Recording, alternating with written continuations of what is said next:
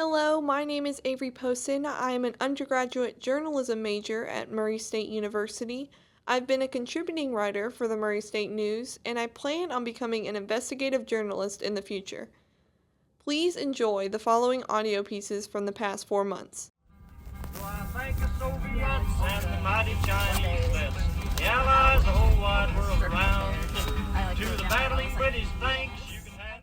Two massive doors swung open towards a sea of students, professors, and faculty members as they began filing into the room, filling up chairs across from rows of podiums. One by one, the group took their seats. Some old, others young, a mix of casual and professional attire dotted throughout the gallery.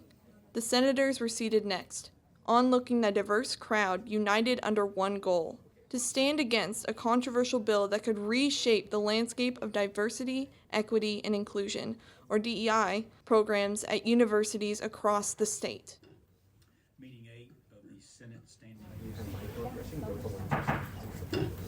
Meeting 8 of the Senate Standing Committee on Education will come to order. Please call the roll. The group represents UCW, also known as the United Campus Workers for Kentucky, a wall-to-wall union comprised of college employees across the state. Last Monday, the group gathered in the Senate chambers to testify against House Bill 4. Their message was clear. The bill, which seeks to prohibit colleges from engaging in or funding DEI initiatives and promoting discriminatory concepts, threatens the very fabric of inclusive education.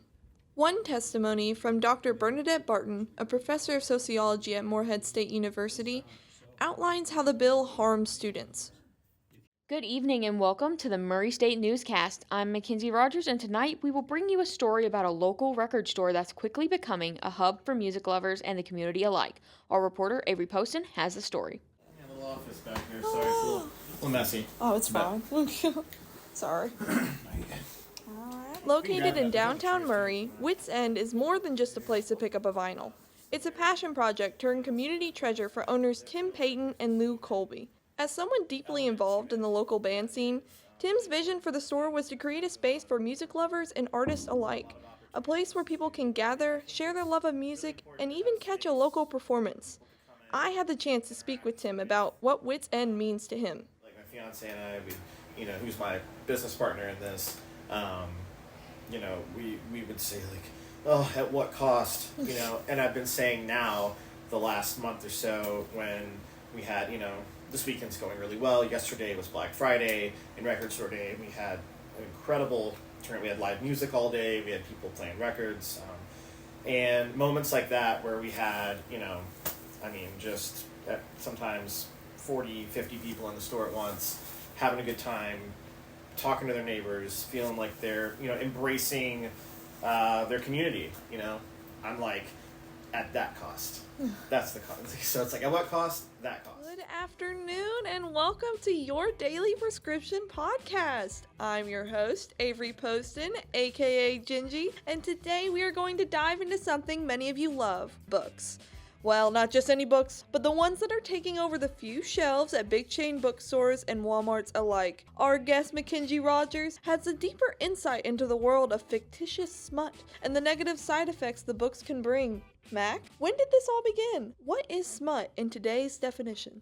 Well, Avery, it actually is pretty interesting where all of the smut thing began. It actually can go as far back, if you want, to the 1700s. But if we're looking at a more closer time frame, it definitely began with the Harley Quinn novels, the little small ones. And they sell them in bookstores. They're not expensive. They're very cheap novels. They're very easy to produce.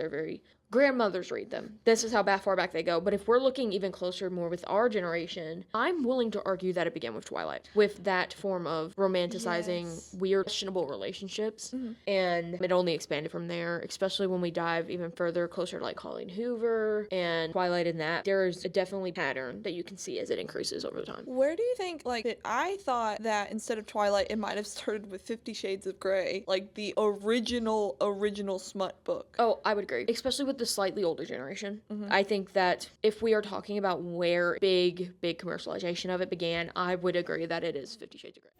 This has been Avery Poston with the Murray State News. I believe that we can win.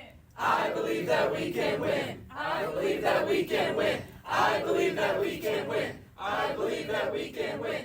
I can win.